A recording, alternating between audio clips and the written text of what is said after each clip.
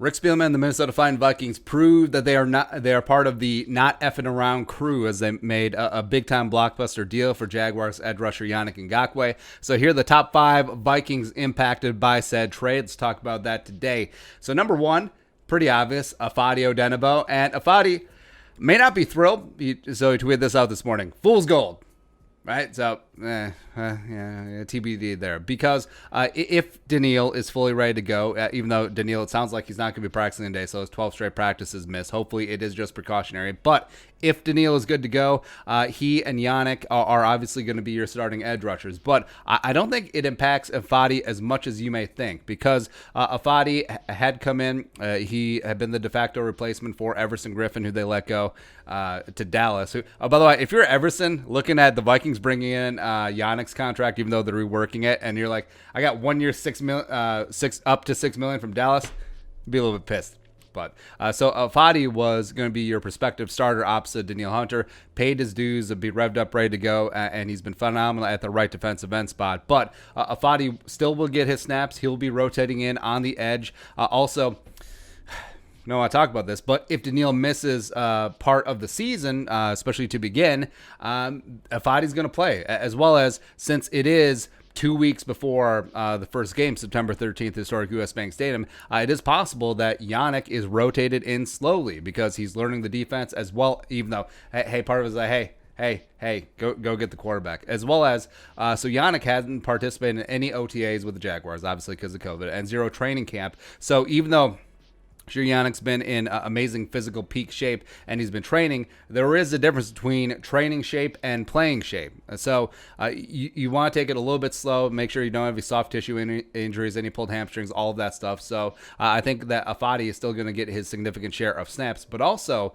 it could facilitate him kicking inside like he did last season on necessity for the Vikings. IFEADI played 120 of his 401 snaps at defensive tackle last year, had great success, actually had the bulk of his pressures from inside. So it could be a spot where maybe Jaleel Johnson, maybe Armon Watts, maybe Hercules Mataafa don't really grab that brass ring at 3-tech, especially on passing downs. You could see a spot where it's Danielle, where it's Yannick on the outside. IFEADI kicks into 3-tech like he was last year. Armon Watts is at the nose. I think he's a much better prospective pass rushing nose tackle than Stephen or Jaleel Johnson. And then, woo! Bring that on. Bringing that on. Number 2, impacted by the Yannick Ngakoue trade, Jalen Holmes, Cheeseburger, Eddie Yarbrough. Now, I know this is cheating. This is top 5 players, but I don't really care. So, if Danielle Hunter was going to miss some time, Jalen Holmes, the third-year former 4th-round pick 2018 out of Ohio State, was going to be in line to start. He'd been getting reps with the ones opposite IFEADI at the respective defensive end spots, but not so much now. Not so much. So I think that even if Danielle misses, I think that Yannick, coming in and getting up to speed in the Vikings defense, I think that significantly impacts him into year 3, as well as same thing with Eddie Yarbrough, who possibly could have worked into the rotation. Both were firmly second-team defensive ends. Both have had probably the best training camps of their careers. I think both still make the roster, but their 2020 impact is going to be pared way down, as well as I think veteran Anthony Zettel. I think that probably means that he's going to be cut and not make the roster. Next up, number 3, impacted by the Yannick Ngakoue trade, DJ WONNUM, James Lynch. Yeah, the aforementioned ones. So we talked about last week that, tranquilo, calm down about WONNUM and Lynch not really making that big of an impact their first training camp.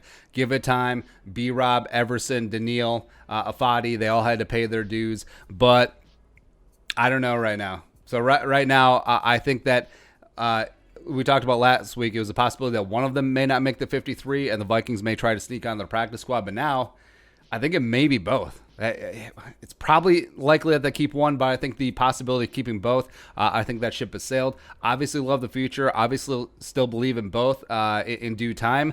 But the Vikings are obviously in win now mode. Like, they put their on the table like we're in. So potentially burning 2 roster spots on 2 developmental guys that may or may not contribute anything for a couple of seasons. We'll take that risk. We'll take the risk on 1, maybe even 2, try to slide down to the practice squad through initial waivers, which you do have to expose them to, and then protect them on the practice squad from then on out. It's a possibility. Next up, number 4, Viking impacted by the Yannick Ngakoue trade, Dalvin Cook. All right, now, yes, it's weird, running back, defensive end, but so the Vikings started the weekend with a pretty robusto $12.3 million in cap space. That's gone, even with the reworked Yannick Ngakoue trade. So not anymore. I think the ship has sailed on the Dalvin extension for the year. A couple weeks ago, they did pause talks, but I think that was something that they could circle back on. But now, since the Vikings are pretty cash strapped for the 2020 season, and even though, yes, Rob Brzezinski could be a wizard, he could structure this thing perfectly where it's a minimal 2020 cap hit, smaller signing bonus, but I don't know if Dalvin necessarily would go for that. So I think that the Yannick trade probably puts the Dalvin talks on ice for the entire season, which hadn't been Spielman's MO before, getting in-season extensions done, but I think that definitely closes that. Lastly, impact number 5 by the Yannick trade. Obviously, it's Danielle. All right, so if Danielle is good to go, the tweak is just a tweak. Week 1, revved up, ready to go. He and Yannick are the best edge rushing duo in the NFL.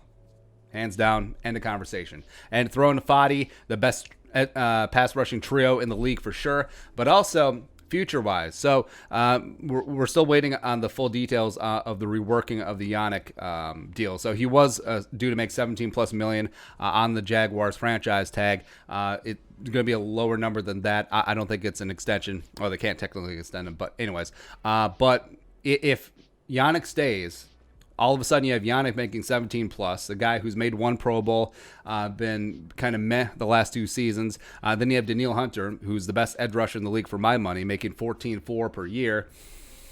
Maybe that deal could use some freshening.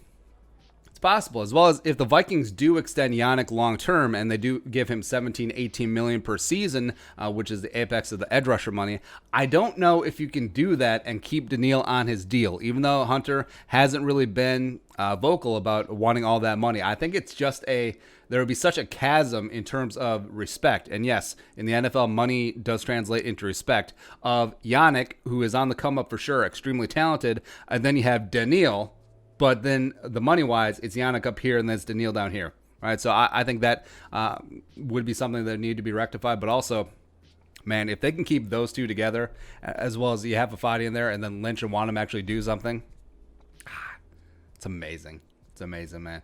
So let's go hunt. Vikings all in. Your thoughts? Vikings impacted by the Yannick Ngakoue trade? Let us know in the comment section below. Subscribe for daily Vikings takes. Want to support that work? Pull some of the Venmo. But until next time, Skol, production value.